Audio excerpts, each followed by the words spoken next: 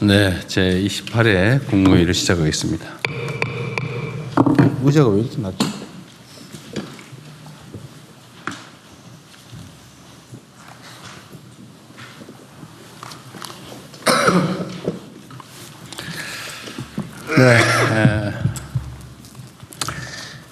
네, 내일부터 민선 9기 지방정부의 임기가 시작됩니다.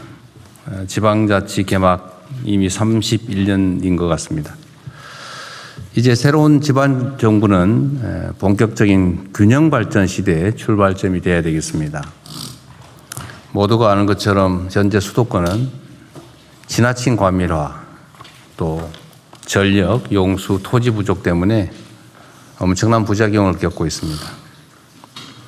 지방은 부족해서 소멸하고 수도권은 넘쳐서 폭발할 지경이어서 이게 대한민국의 국가 경쟁력을 잠식하고 있는 건 모두가 알고 있습니다.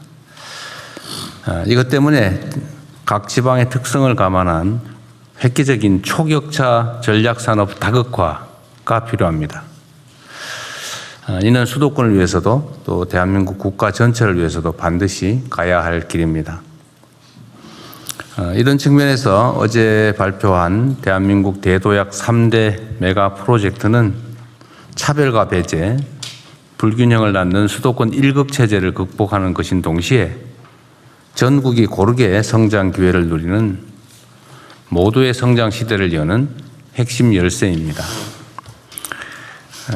무엇보다 대한민국의 더 큰 도약을 위해 담대한 결단을 내려준 기업인 여러분, 다시 한번 감사드립니다.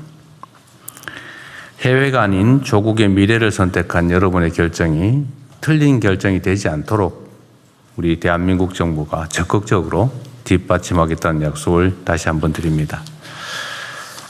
정부의 각 부처는 지방정부와 긴밀한 협력을 바탕으로 이 큰 결단을 해준 기업들의 투자 활동에 조금의 어려움이 없도록 선제적이고 전폭적인 지원을 아끼지 말아 주십시오. 아울러 정치권의 대승적인 협조도 당부드립니다. 대한민국의 미래를 위해 사활을 걸고 도전에 나선 기업들의 그리고 정부의 노력에 힘을 합쳐주시기를 부탁드립니다. 이게 제가 어디서 자료를 보니까 영남 지역의 인구가 1,300만, 호남 지역의 인구가 500만 정도 이렇게 된다고 하는 것 같습니다. 해방 이후에는 호남 지역 인구가 훨씬 더 많았다고 해요. 근데 어쨌든 다 지나간 과거의 일이긴 하지만 현실의 결과에 남아있기도 한 아픈 과거인데 영호남 차별이 있었던 거 분명한 사실입니다. 그렇다고 그걸 어거지로 교정할 수는 없었는데 마침 이 새로운 환경이 그 불균형을 조금이나마 완화할 수 있는 그런 상황이 됐습니다. 제가 말씀드린 바가 있긴 한데 호남이 배제와 차별을 통해서 그간에 많은 어려움을 겪었는데 그게 이제 전화위복의 계기가 된 측면이 있습니다. 장기간 방치되고 개발해서 소외되면서 오히려 용수나 전력 또는 용지, 토지가 잘 관리된 측면이 있습니다. 보존된 측면이 있죠. 근데 지금은 첨단 산업, 그중에 특히 반도체 관련 산업은 전력과 용수가 이제 그리고 토지가 가장 중요한 요소가 됐습니다. 이제 수도권에서는 더 이상 전력, 용수를 구할 수가 없는 상태죠. 지금 계획하고 있는 것도 감당하기 어려운 상황입니다. 특단의 조치를 해야 될 상황인데 때마침 AI의 열풍 때문에 대규모 투자가 필요한 상황이 됐고 마침 또 여력이 있는 공간이 호남이었기 때문에 이런 결정에 이를 수 있었다라는 점을 말씀드립니다. 이걸 가지고 지역 차별 운운하는 경우도 있긴 한 것 같은데 지금 요 사안 자체만 보면 호남 지역에 투자가 조금 많은 게 사실이긴 하죠. 그러나 역사적으로 누적된 투자 양을 비교한다면 그야말로 조족지혈에 불과하다라는 점을 모두 이해해 주시기 바랍니다. 이게 모두 대한민국의 전체적인 발전, 또 대한민국의 미래가 걸린 국토 균형 발전을 위한 매우 다행스러운 결과다라고 이해해 주시면 좋겠습니다. 중동 전쟁 종전 상황이 우여곡절을 겪고 있긴 한데 이런 초유의 복합 위기 속에서도 우리 대한민국은 큰 혼란 없이 슬기롭게 위기를 견뎌내고 있습니다. 물론 지금 이번에 위기 상황에서 많은 국민들께서 어려움을 겪고 계십니다. 그러나 그 어려움은 모두가 겪는 것이기도 하고 또 그 어려움을 최소화하기 위한 우리의 노력도 약간의 효과가 있어서 더 큰 고통을 겪지 않고 잘 견뎌내고 있다, 이런 말씀을 드립니다. 다 국민 여러분의 협조 덕분입니다. 호르무즈 해협에 우리 선박 중에 사정이 있어서 나올 수 없는 두 척을 빼고 모든 선박들이 어느 나라보다 빠르게 해협을 다 빠져나왔습니다. 지금 한 척은 지금 빠져나오는 중인데 위험 지역은 거의 벗어났다고 합니다. 이 모두 정부를 믿고 힘을 모아주신 국민 여러분의 덕분이고 또 해수부, 외교부, 국정원 이런 관련 부처 공무원들이 참으로 애쓴 결과입니다. 다시 한번 감사드리고요. 그런데 아직 위기가 끝나지 않았습니다. 이 종전이 이루어진다 해도 세계 경제가 완전히 정상화되려면 상당한 시일이 소요될 것으로 봅니다. 이제는 단기적인 대응은 물론이고 중장기 차원에서 보다 효율적이고 집중적인 위기 관리가 필요하겠습니다. 상시적이고 체계적인 대처를 위해서 앞으로는 내각을 중심으로 비상대응 체제를 더 확실히 해 주시기를 부탁드립니다.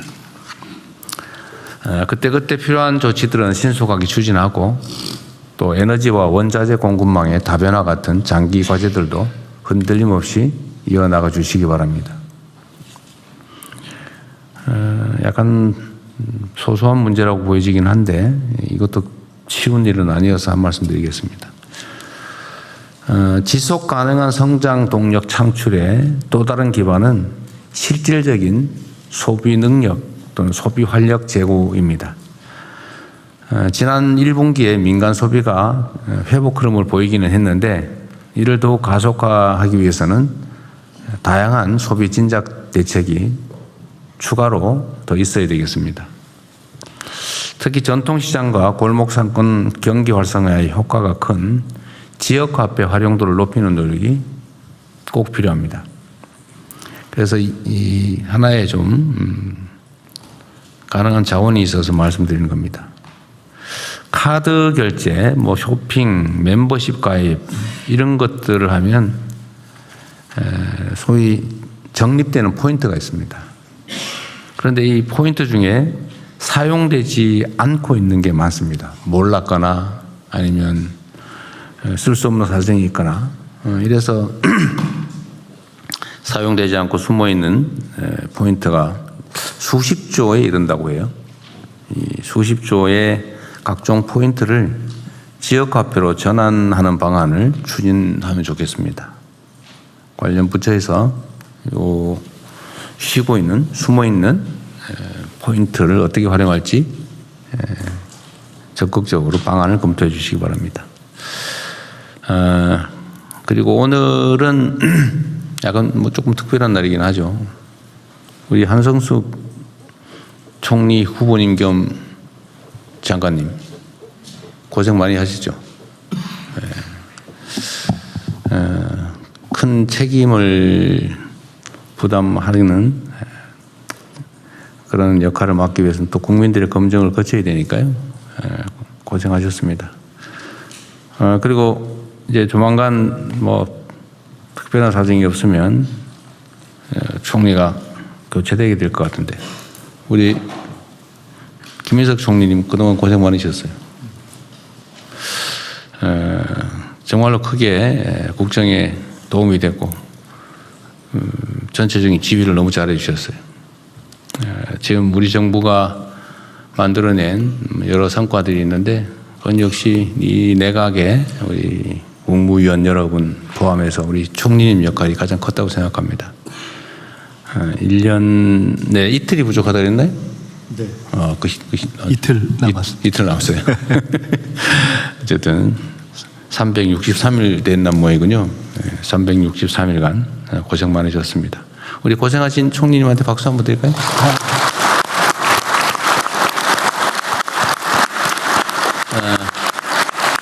이제 사회를 다시 또 넘겨드릴 건데 본격적으로 회의를 시작하기 전에 한 말씀 하시고 시작하는 게 나을까요? 끝나고 하는 게 나을까요? 미리 하시는 게 낫지 않을까요? 예, 그렇게 하십시오. 네. 감사합니다.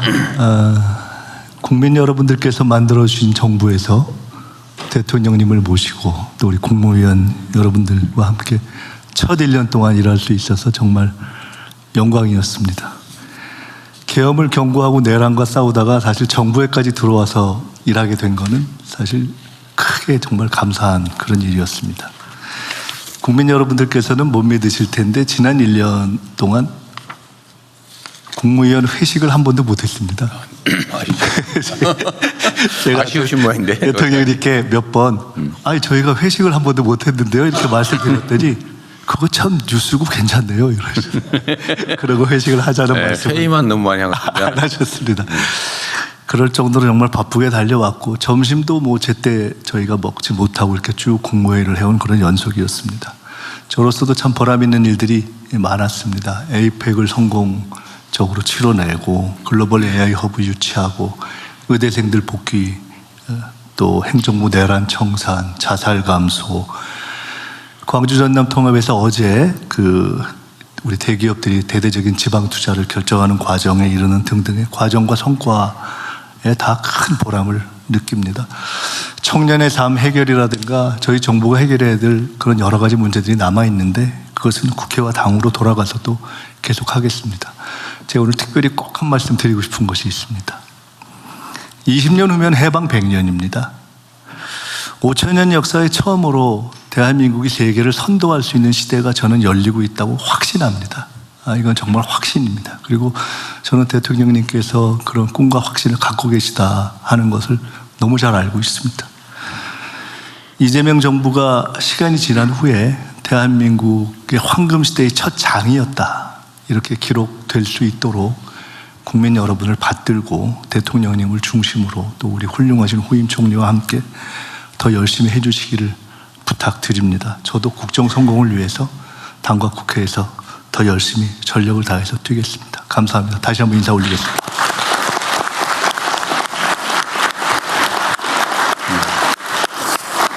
총리께서 뭐 많은 일들을 잘 해내셨는데 제가 높이 평가하고 싶은 특별한 사안이 하나 있습니다. 그게 자살자 감소예요. 총리께서 어쨌든 총괄 책임을 지고 여러 국무위원들 또 다른 처청까지 다들 했었는데 지방정부까지 하여튼 이 올 연초 통계부터 보면 어쨌든 월간 수백 단위로 자살자가 줄었습니다. 참 자살이란 말 입에 내기가 참 그런데 어쨌든 우리 정부가 목표하는 여러 가지가 있지만 국민의 목숨을 살리는 정부가 되겠다 이런 말씀 가끔 드리는데 연간 15,000명 가까운 자살자들이 생겨나고 있잖아요.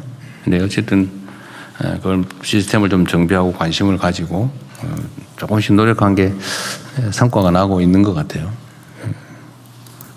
수백 명이 목숨을 구했다는 건 매우 의미 있는데 저는 그 점에 대해서도 다시 한번 감사드립니다. 수고하셨어요. 네, 이후 회의는 국무총리께서 진행해 주시겠습니다.